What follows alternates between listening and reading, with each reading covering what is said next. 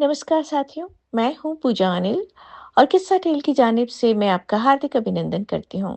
दोस्तों, आज हम लघु कथा जगत में सुनेंगे शशि पाधा की लघु कथा मंजिलें लांघता दर्द। इस लघु कथा को आवाज दी है दीपिका भाटिया ने। यदि आपको हमारी कहानियाँ अच्छी लग रही हैं, हमारे प्रयास आपको अच्छे लग रहे हैं, तो आप हमें अपने लाइक्स द्वारा, कमेंट्स द्वारा अवश्य बताइए। आप कहाँ से कहानी सुन रहे हैं, ये भी अवश्य बताइए।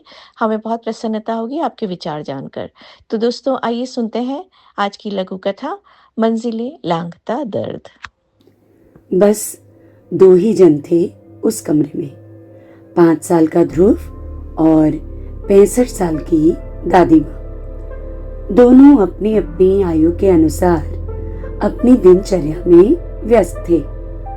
दादी अपने घुटनों पर दर्द मिटाने की दवा लगा रही थी और ध्रुव अपने बिल्डिंग बनाने वाले खिलौनों के ब्लॉक्स जोड़ जोड़कर ऊंची बिल्डिंग तैयार कर रहा था। एक के ऊपर एक बहुत ऊंची, शायद 5वीं मंजिल तक पहुंच गया था। नीचे कार पार्किंग भी थी। उसमें कार के स्थान पर ट्राईसाइकिल खड़ी हुई थी।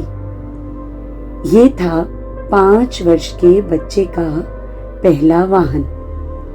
ध्रुव अक्सर कहता था कि वो बड़ा होकर बिल्डर बनेगा और बड़े बड़े घर बनवाएगा। आज यही देखकर दादी माँ मुस्कुराने लगी। क्या बन रहा है? उन्होंने यूं ही पूछ लिया। बड़ी सी बिल्डिंग, इसमें हम सब मिलकर रहेंगे, चाचा, मासी और मेरे सारे कजन्स। कितना मजा आएगा ना दादी? ध्रुव ने बड़े उत्साह से कहा।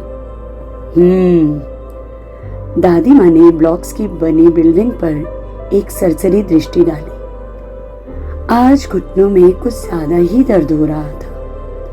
दवा लगाते हुए मुंह से एक कराह सी निकल गई। ध्रुव ने दादी की ओर देखकर बड़े भोलेपन से कहा, दर्द हो रहा है?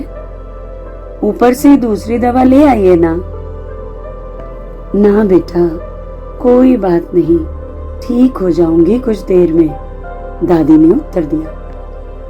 ध्रुव बहुत मासूमियत से दादी से बोला, आप चिंता मत करो, मैं सब ठीक कर दूंगा। मासूम ध्रुव के सांत्वना के शब्द सुनकर वो मुस्कुरा दी।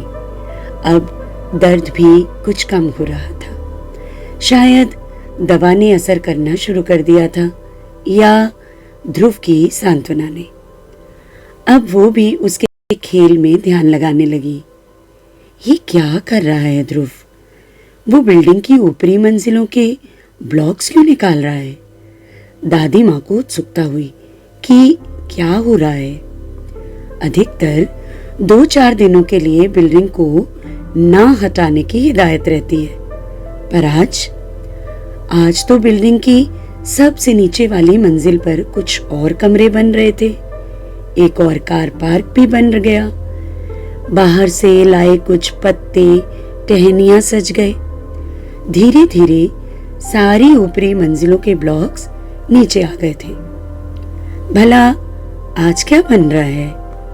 दादी माँ अभी भी इसी सोच में थी कि अचानक ध्रुव ने उनकी कुर्सी पर आकर बड़े प्यार से कहा, दादी माँ, देखिए ना, अब मैंने केवल एक ही मंजिल का घर बनाया है। आपको सीढ़ियां चढ़ने में दर्द होता है ना, इसीलिए एक बड़ा सा घर बनाया है। हम सब यहीं रहेंगे, सभी। और दादी माँ का दर्द कई मंजिलें लांघता हुआ कहीं दूर उड़ गया।